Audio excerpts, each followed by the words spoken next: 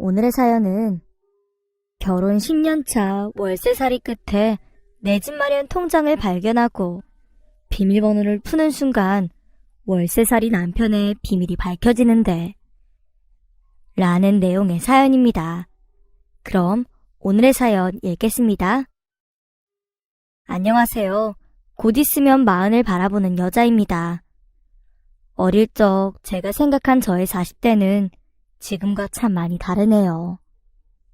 저는 얼마 전 돌싱맘이 되었어요. 저는 남편과 자식들, 그리고 강아지 여러 마리가 함께 뛰어놀 수 있는 정원 있는 집에 사는 걸 꿈꿔왔던 소녀였는데요. 지금의 저는 그 꿈과 전혀 다른 삶을 살아가게 되었지만 저는 어릴 적 제 자신에게 미안한 마음은 없습니다. 지금의 선택이 제 인생을 생각한 최선의 선택이었다는 걸 너무나도 잘 알고 있으니까요. 남편을 처음 만났던 곳은 동네 편의점이었어요.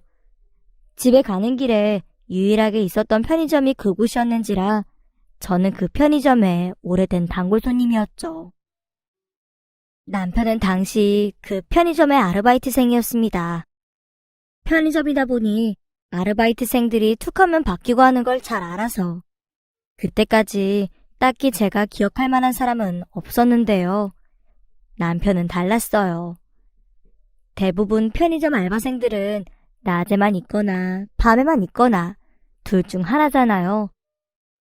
하지만 남편은 꼭두 새벽에 갈 때도 있었고 한밤중에 가도 일하고 있는 모습을 자주 봤어요. 그리고 제가 갈 때마다 늘 책을 읽고 있었습니다. 그냥 소설책이나 시집을 읽는 독서가 아니라 늘 공무원 문제집을 보고 있더라고요. 그래서 자연스럽게 이 사람이 공시생이라는 걸 알 수 있었고요. 그렇게 3, 4개월 정도를 손님과 종업원으로 마주쳐오다가 저는 인생 처음으로 용기를 내서 그 사람한테 쪽지와 캔커피 하나를 전달하게 되었어요. 늘 친절하고 묵묵한 모습에 저도 모르게 호감을 느끼게 되었거든요. 당시 저는 회사원이었는데요.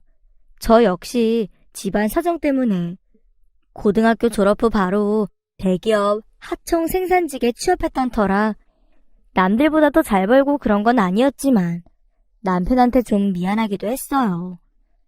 한참 공부하고 있는 사람한테 괜한 방해가 되는 건 아닌지 신경이 쓰이더라고요. 그래서 거절당할 각오를 하고 용기 내어 그 쪽지를 전했던 것 같습니다.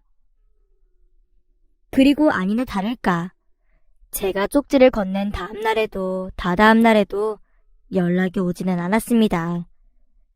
저는 며칠 동안 편의점 근처를 피해가며 퇴근을 했었고요. 그렇게 3일차가 되던 날 저는 거절이구나 생각하며 전날처럼 편의점을 빙 둘러 집으로 가던 중이었는데요. 편의점 쪽 골목 어귀에서 그 사람이 헐레벌떡 뛰어오는 거예요. 저기요, 쪽지만 주시고 편의점은 안 오시면 어떡해요. 3일 동안 목 빼놓고 기다렸잖아요. 알고 보니 제가 쪽지에 제 번호를 잘못 적었던 거예요. 남편은 실제로 제 쪽지를 받고 하루 정도는 고민을 했다고 해요. 그런데 본인 역시 저한테 호감을 느끼고 있었다고 하더라고요. 그래서 고민 끝에 저에게 연락을 했는데 없는 번호라고 나오길래 당황했다고 하네요. 그런 귀여운 해프닝과 함께 저희는 연애를 시작하게 되었습니다. 막상 만남을 이어가다 보니 남편이 당시 준비하던 시험은 7급 공무원 시험이었다는 걸 알게 되었어요. 9급도 당연히 고생을 많이 한다지만 7급이면 그 이상의 노력을 쏟아야 할 게 분명하잖아요. 그래서 신경이 이만저만 쓰이는 게 아니었어요. 방해가 될까봐 걱정도 되고 연락을 먼저 하는 것도 늘 조심스러웠지요. 사실 9급 공무원 준비하시는 분들만 봐도 대인관계 일시정지하고 아르바이트 같은 건 생각도 안 하고 완전 집중하시잖아요. 그런데 저랑 연애도 하고 아르바이트에 시간도 거의 쏟아붓는 남편을 보며 이렇게 공부해도 되는 걸까 하는 걱정이 생기기도 했어요. 집안 사정 때문에 공부에만 쏟아도 모자란 시간을 아르바이트에 쏟는 남편을 보며 가슴 아프기도 했지요. 그런데 더 가슴 아픈 일이 일어났던 건 그 사람이 시험을 반년 정도 앞뒀던 어느 날에 터졌는데요. 남편의 부모님, 그러니까 지금 저의 전 시부모님이 교통사고를 당하시게 된 거였어요. 다행히 큰 사고는 아니었는지라 생명에는 지장이 없었습니다.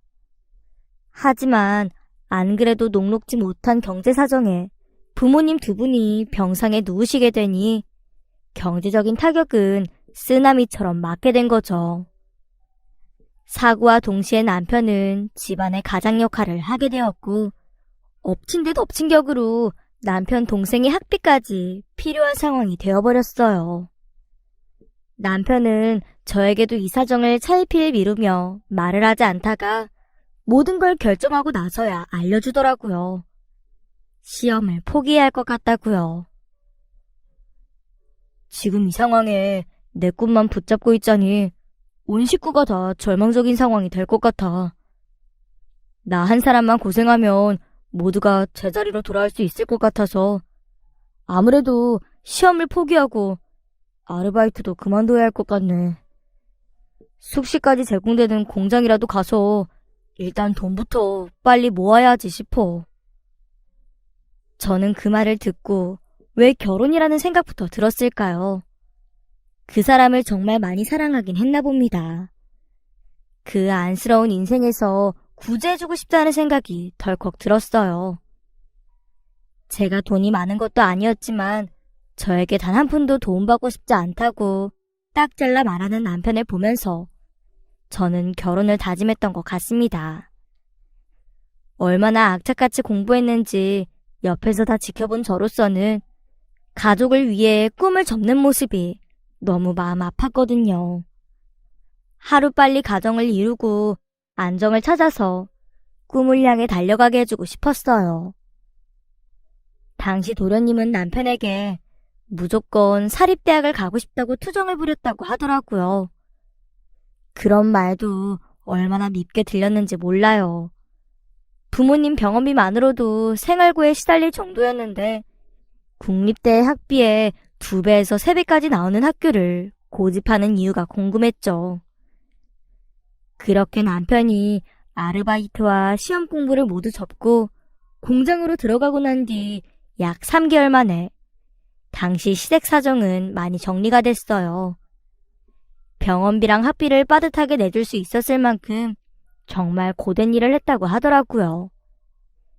야간 작업, 주말 특근까지 모두 합하면 거의 일주일에 80시간에서 90시간은 일을 했다고 해요. 당연히 그동안 저랑은 거의 만나지도 못했고요. 그 힘든 시기가 지나고 난 뒤 저희는 부부가 되었는데요. 결혼 후에도 남편은 공장에서 일은 계속하기로 했지만 그 전처럼 잠자는 시간 빼고 모두 일을 하거나 그러진 않았습니다. 기숙사에서도 나와서 저랑 원룸에서 신혼생활을 시작했고요. 요즘은 전세로 나오는 원룸도 참 많잖아요. 하지만 저희에게는 전세금으로 쓸 만큼 모아둔 목돈이 없었기 때문에 월세방에서 신혼살림을 차려야만 했습니다. 사실 원룸 단칸방에서 신혼생활을 하는 것 자체가 녹록지 않은데 월세까지 다달이 나가니 빠듯하긴 했지요. 그리고 결혼을 하고 보니 남편이 이번 시부모님 사고나 동생 학비를 떠나서도 평소에 가족에게 나갔던 돈이 꽤 많더라고요. 이제 여자친구가 아닌 아내가 된 만큼 이 부분에 있어서만큼은 제가 남편에게 강력하게 얘기했네요. 이제 여보가 지킬 가정은 당신이랑 나, 네 가족이야. 알지? 그렇다고 부모님한테 불효자 되라는 소리가 아니야. 그냥 고정적으로 나가던 돈은 이제 없었으면 해. 대신 우리가 여유가 생길 때마다 양가 부모님 용돈도 자주 챙겨드리고 도련님 용돈도 자주 드리는 거지. 그래야 우리가 하루라도 빨리 월세방을 탈출할 수 있지 않겠어? 그렇지. 월세방에서 아이를 키울 순 없는 노릇이니. 그래, 맞아. 우리가 평생 둘만 살 생각이면 모르겠는데 우리는 아이를 당장 원하잖아. 그치? 그러니까 태어날 아이랑 우리 세 식구의 미래를 생각해서 열심히 모으자, 여보. 우리라면 금방 할 수 있을 거야. 제 말에 남편이 강한 호응을 보였던 건 아니지만 그래도 틀린 말은 아니어서 그런지 바로 수긍을 하더라고요. 특히 아이에 관한 언급을 하니 바로 긍정적으로 대답을 해줬던 것 같아요. 실제로 저희는 신혼생활이 짧아도 좋으니 바로 아이가 생겼으면 하는 바람이 있었거든요. 그렇게 다음에 저희는 원하던 대로 아이를 가지고 낳을 수 있게 되었습니다. 아이를 빨리 낳고 싶다는 계획은 운이 좋게 이루어졌지만 아쉽게도 월세방을 얼른 탈출하고 싶다는 계획은 참 쉽지가 않았어요. 그나마 맞벌이였어서 괜찮았던 살림이 제가 육아휴직에 들어가게 되면서 많이 힘들어지더라고요. 참고로 제가 다니는 회사는 복직은 보장받지만 휴직하는 기간 동안은 거의 무급이나 다름없는 곳이거든요. 게다가 남편은 특근이나 야근을 예전처럼 많이 하지 못해서인지 남편 월급만으로는 저축은 꿈도 못 꾸는 상황이었습니다. 10만 원짜리 적금조차 넣지 못하고 생활비만 빠듯하게 다 쓰고 나면 잔고가 텅 비는 일이 매달 반복되었지요. 어른들 하시는 말씀 중에 가난이 담장을 넘어 집안에 들어오면 사랑도 창문으로 달아난다는 말이 있죠. 사랑 그 하나만으로 결혼한 사람들이라면 다들 공감하시겠지만 저 역시 그 말 우습게 생각했어요. 조금 힘들 수는 있어도 서로가 함께 있으면 겁날 것이 없다고 생각했으니까요. 하지만 아내가 되고 엄마가 돼보니 세상엔 무서운 일들이 참 많더군요. 내 아이가 조금이라도 아프면 병원비부터 덜컥 겁이 나고 남편 일이 조금이라도 줄으면 당장 다음 달 생활비부터 겁이 나고 그러더라고요. 가난 그 자체만으로도 너무 힘들었죠. 하지만 그럼에도 불구하고 저를 버틸 수 있게 해준 게 바로 가족이었습니다.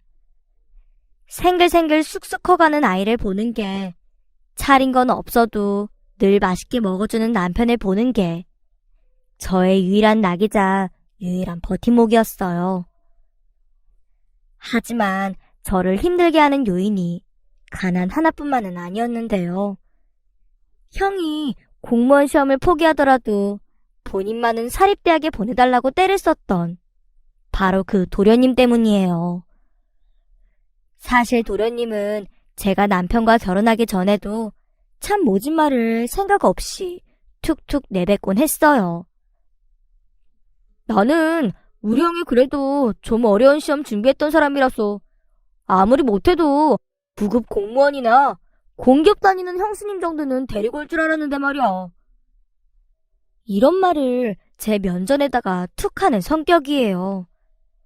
이 한마디만 들어보셔도 아시겠지만 성격이 워낙 괄괄하고, 아니, 좋게 말해 괄괄한 거지 사실 좀 생각 없는 편이라 표현하는 게 맞겠죠. 하필 자기 자취방도 저희 집과 그리 멀지 않아서 그 좁은 월세 원룸방에 참 많이도 놀러 오셨어요. 제가 말은 이렇게 하지만 앞에서는 늘 반갑게 맞아줬고 다 떨어져가는 쌀도 싹싹 긁어가며 따뜻한 밥 차려 드렸고요. 물론 그게 가족 간의 기본 도리이기도 하지만 제 마음 한켠에는 작은 바램도 하나 있었거든요. 도련님과도 정이 좀 붙고 나면 표현이 좀 나아지지 않을까 하는 기대감도 있었던 건 사실이에요.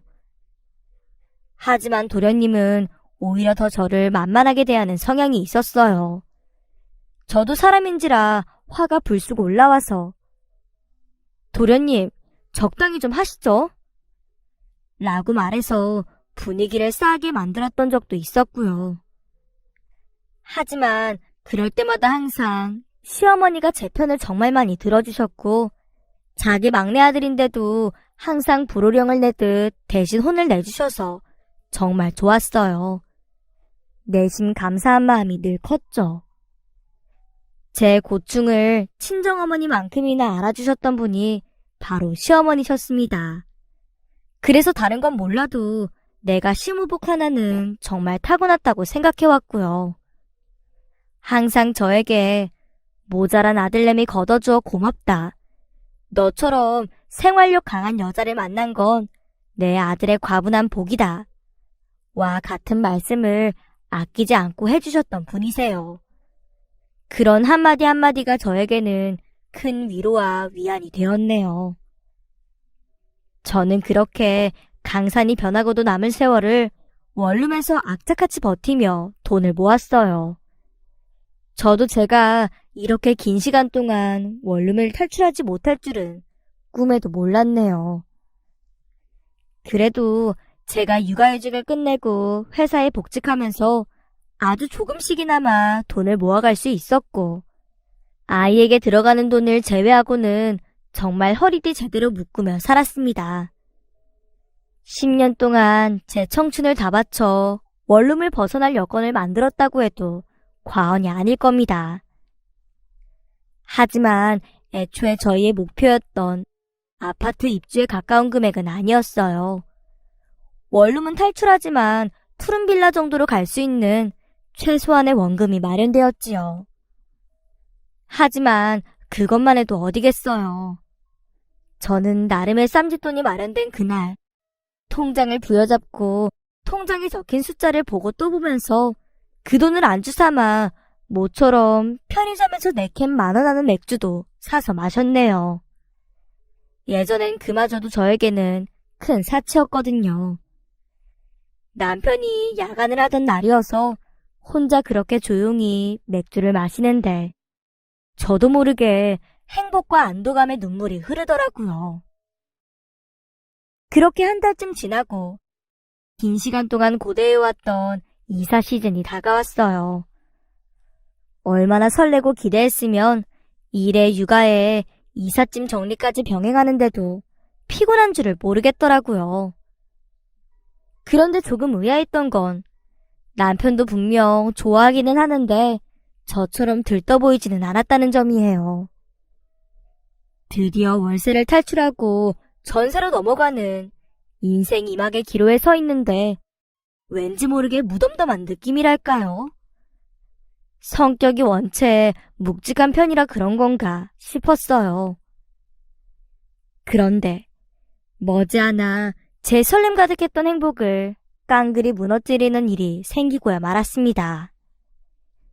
용달 예약을 하루 앞둔 날 남편과 저는 남은 짐 정리에 정신이 없었어요. 워낙 집이 작아서 짐도 작을 줄 알고 이삿짐 센터를 부르지 않고 작은 용달만 하나 대여하기로 했거든요. 그런데 그 좁은 원룸방에서도 뭐가 그리 짐이 많은지 정리하느라 애를 먹었네요.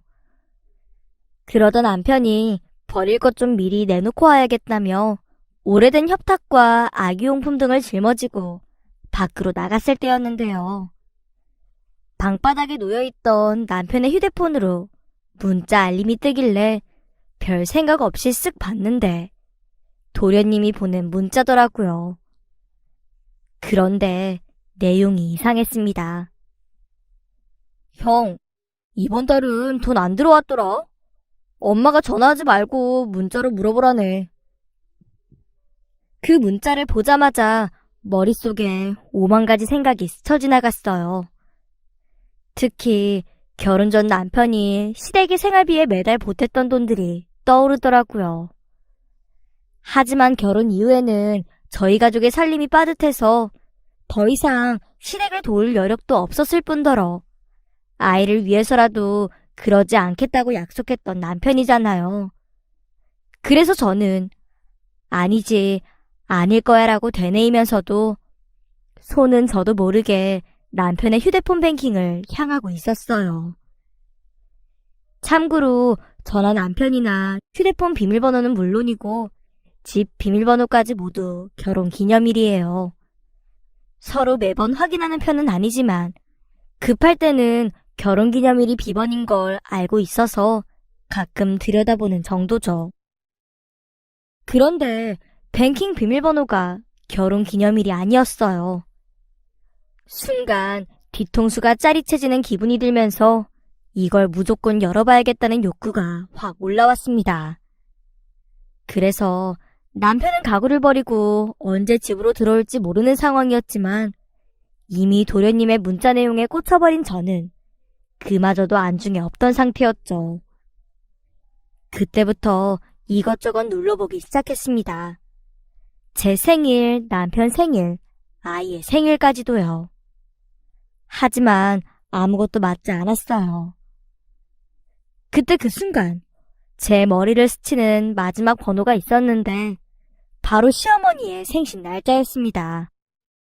그래서 0803을 입력했고 그제서야 뱅킹 화면은 열리고야 말았죠. 수많은 비밀번호를 결혼기념일로 해왔던 그이가 왜 뱅킹 비밀번호 하나만큼은 어머니 생신으로 했던 걸까요? 그 이유는 오래 생각할 필요도 없었네요. 잠금이 풀린 뱅킹 화면에는 내 집 마련이라 적혀있는 계좌가 하나 있었어요. 저는 그 이름을 보자마자 내가 남편을 순간 오해한 건가? 나 몰래 아파트 이사를 위해서 조금씩이라도 모으고 있었던 건가? 하고 생각했습니다. 하지만 그 계좌 안에는 단돈 100원도 들어있지 않더군요. 하지만 텅텅 비어버린 잔고와는 다르게 송금 내역은 아주 매달 꽉꽉 차 있더라고요.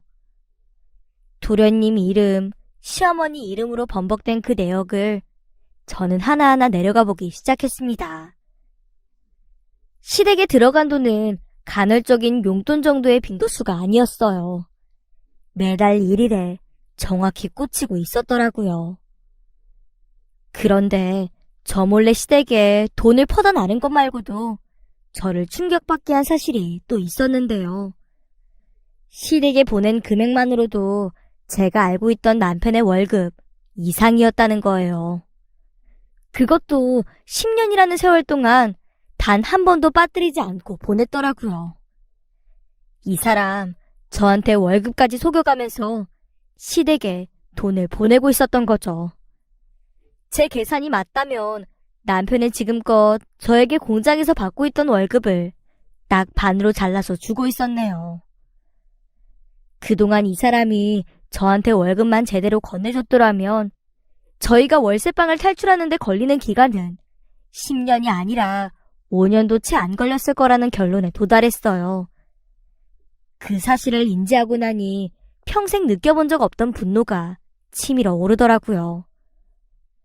와이프한테 하루도 한 달도 아닌 10년이라는 세월 동안 거짓말을 해온 것만으로도 정이 뚝 떨어지는데 이 사람의 그릇된 효심 하나 때문에 나와 내 아이가 이제껏 그렇게 고달프게 졸라매고 살아왔다는 사실이 더욱 최악이었습니다. 마침 그 순간 현관문이 열렸고 콧노래를 흥얼흥얼하며 들어오는 남편의 얼굴이 보였어요. 그 순간 저는 남편의 휴대폰을 터질 듯이 움켜쥐고 서 있었고 그런 저의 이상한 기운을 감지한 남편은 뭐야? 무슨 일이야? 하고 묻더라고요. 그 물음에 저는 대답할 가치를 느끼지 못했고 들고 있던 남편의 휴대폰을 그대로 현관에 꽂아버렸어요. 정말 아슬아슬하게 남편의 얼굴을 비껴나간 휴대폰은 그대로 현관 철문에 부딪혀 박살이 났죠. 남편은 그 광경을 보자마자 지금 이게 대체 뭐하는 짓이야? 하고 소리를 꽥 질렀지만 저는 부들부들 떨리는 목소리로 남편에게 되물었습니다. 왜? 뭐가 문젠데? 지금 당신이 걱정되는 게 아작난 휴대폰이야? 아니면 부서진 휴대폰 때문에 시댁에 돈 못 보낼까봐 그게 걱정되는 거야. 똑바로 말해봐. 제가 시댁을 언급하자마자 남편의 얼굴이 하얗게 질리기 시작했습니다. 아무렴 10년을 숨겨온 일인데 새하얗게 질릴 만도 하죠. 남편은 그렇게 잠깐 멈칫하더니 자기 말 좀 들어보라면서 자리에 앉아보라고 하더라고요. 하지만 이미 벌어진 일이고 이미 저를 속여온 일인데 이랬니 저랬니 하는 핑계 따위는 듣기 싫었어요.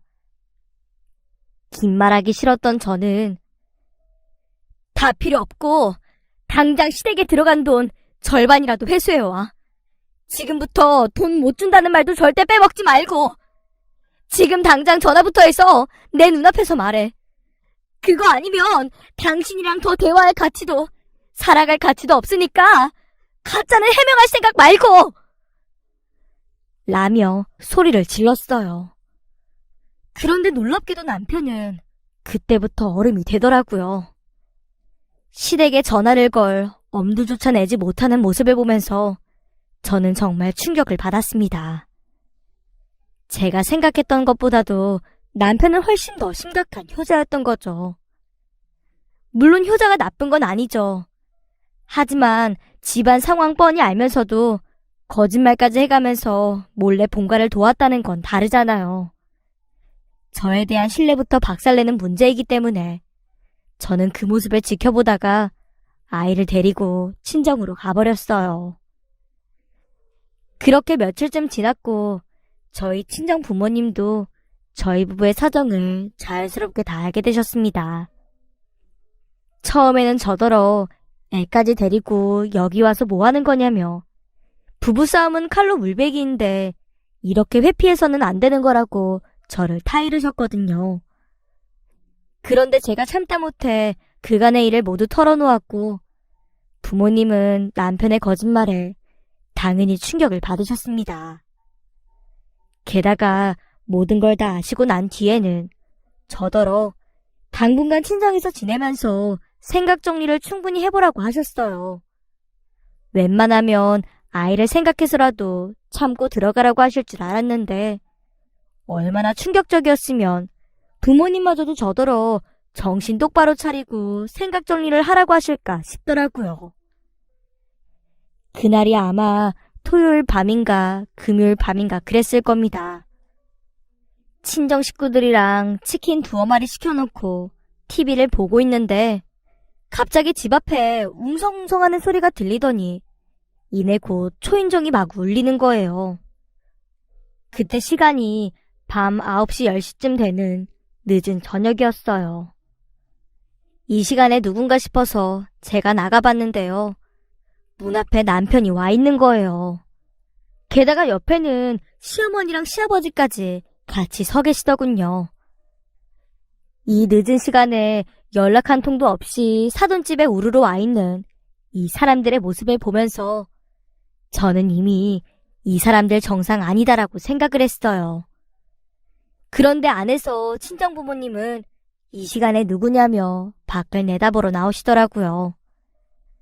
그래서 저는 제가 알아서 하겠다며 안에 계시라고 말씀드린 뒤 현관문을 빼꼼 열고 말했습니다. 당신, 이건 좀 아니지 않아? 여기 당신 처갓집이야. 이 밤에 어르신들까지 모시고 이렇게 들이닥치는 게 도대체 무슨 경우야? 그런데 대답이 더 가관입니다. 남편이 아니라 옆에 서 계시던 시어머니가 빼꼼 열린 현관문을 손으로 획 잡아 끌더니 얼굴을 불쑥 내밀고 이렇게 말씀하시는 게 아니겠어요? 그러는 너는 이게 무슨 경우니? 시부모님의 문 앞에 와 있으면 얼른 달려나와서 문 열고 안으로 맞이해야지. 문만 빼꼼 열고 문전박대하겠다는 거야 뭐야? 그리고 너 부부싸움 한 번 일어났다고 이렇게 애까지 들쳐매고 집 나와 있는 게 정상이니? 그래도 꼴에 안에 계시는 저희 부모님이 신경을 쓰였는지 쏙닥쏙닥하는 말투로 저에게 몰아붙이시는데 딱 봐도 제가 뭐 때문에 남편이랑 싸웠는지는 전혀 모르시는 말투더군요. 옆에 있는 남편도 난감한 표정을 지으며 자기 머리만 막 흐트러뜨리더라고요. 그래서 저는 대답했어요. 어머니, 크고 작은 부부싸움은 여태 많았어요. 그런데 제가 왜 처음으로 애까지 데리고 나왔을지는 생각해 보셨나요? 그리고 어머니한테도 드릴 말씀이 참 많아요. 여태껏 그렇게나 제 편을 들어주셨던 분이 왜 그 긴 시간 동안 남편한테 돈 받아오셨던 건 한마음 한뜻으로 꽁꽁 숨기셨어요? 그 말을 듣자마자 현관문 밖에는 정적이 흘렀어요. 자기들끼리 얼굴을 두리번 눈빛을 주고받으며 생각을 하는 것 같더군요. 더 충격적이었던 건 그 후로 보였던 어머님의 태도인데요. 늘 웃으시고 온화하시던 분의 모습이 온데간데 사라지더라고요. 갑자기 인상을 팍 쓰시며 자기 가방을 열어 제끼더니 안에 있던 현금들을 싹싹 긁어서 문 앞에 던지시네요.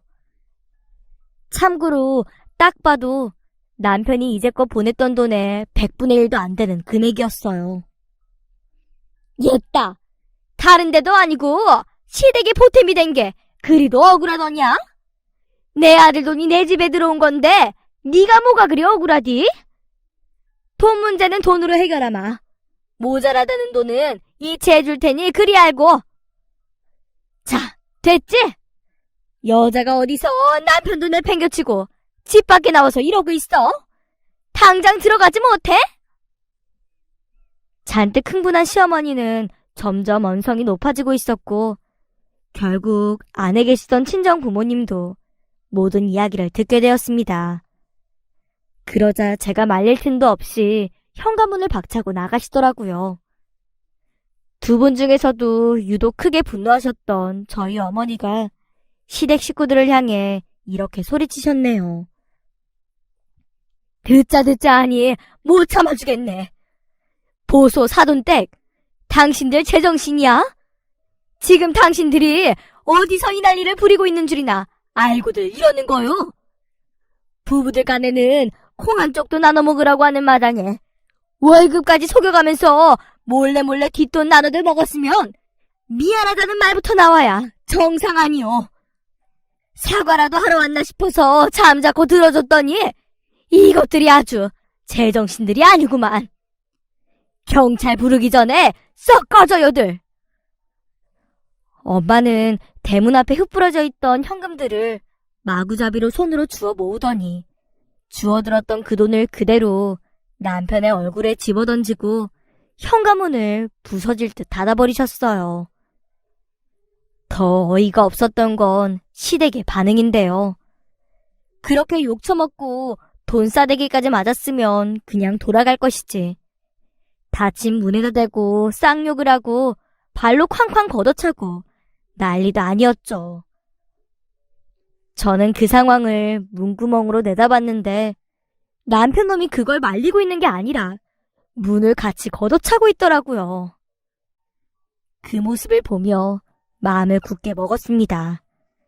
저런 인간이랑은 단 1분 1초도 상종할 수 없겠다고요. 사실 친정에 있었던 며칠 동안 시댁에 들어간 돈만 돌려받으면 된다고 생각했어요. 하지만 이번 시댁 인간들의 방문으로 그게 아니라는 걸 뼈저리게 깨달았죠. 그래서 저는 그냥 이혼도 아닌 이혼 소송을 준비하기로 결심했습니다. 비용이 얼마가 들건 시간이 얼마나 걸리든 상관없이 끝까지 가야겠다는 생각이 들더라고요. 웃긴 게 그 짓을 버려놓고서도 이혼이라는 옵션은 자기들 생각이 없었나 봐요. 그래서인지 시부모들은 제가 소송에 들어가자마자 갑자기 바짝 엎드리며 저를 뒤늦게 타이르더라고요. 그럼 뭐하나요? 남편이 저 모양 저 꼴인데요. 가장 궁금했던 건 남편이 몰래 빼돌린 돈이 다른 곳이 아닌 시댁으로 흘러들어간 이 상황에 그 돈을 조금이나마 이혼을 통해 돌려받을 수 있는지 없는지였어요. 그래서 변호사 사무실을 찾아가 보니 혼인 중에 형성한 재산은 재산 분할의 대상에 당연히 포함된다고 속 시원하게 대답을 해주더라고요. 그 말을 듣고 나서야 정말 다행이다 싶었네요. 소송이 진행되는 동안 남편은 꼴에 양심은 있는지 아니면 할 말이 없는지 저에게 별다른 연락이 없었지만 시어머니는 달랐습니다. 정말 끝까지 전화통을 들끓게 만들더라고요. 그래서 계속 모른 체하고 무시하다가 딱 한 번 전화를 받았던 기억이 납니다. 어머니, 남편 말고 어머님 아버님한테도 소장 한 장씩 던져드려요. 그거 바라시는 거 아니면 연락하지들 마십시오. 여기서 눈깔 더 돌아버린 며느리 보여드리기 싫으니까요. 라고 말한 뒤 그 길로 번호까지 싹 차단해버렸네요.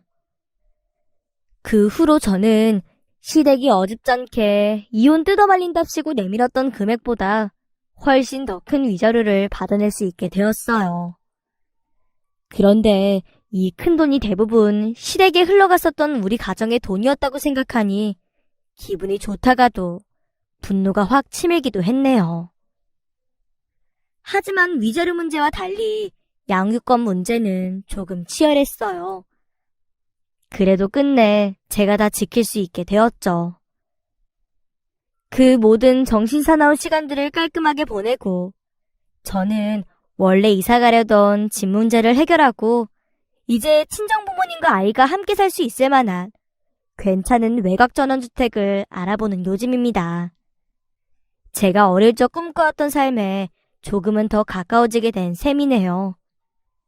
이게 무슨 전화위복인지는 모르겠지만 복직 후 한동안 잠잠했던 저에게도 승진 소식이 들려왔어요. 이사갈 동네에 작은 지사가 하나 있는데 거기로 옮기는 대신에 직급까지 올라가게 될 줄은 몰랐네요. 지금 생각해보면 돌싱으로 살아갈 제3의 인생을 맞는 그 시점에 저에게 기죽지 말라고 하늘이 내려준 작은 선물이 아니었을까 생각한답니다. 제 이야기는 여기까지예요. 긴 이야기 들어주셔서 감사합니다.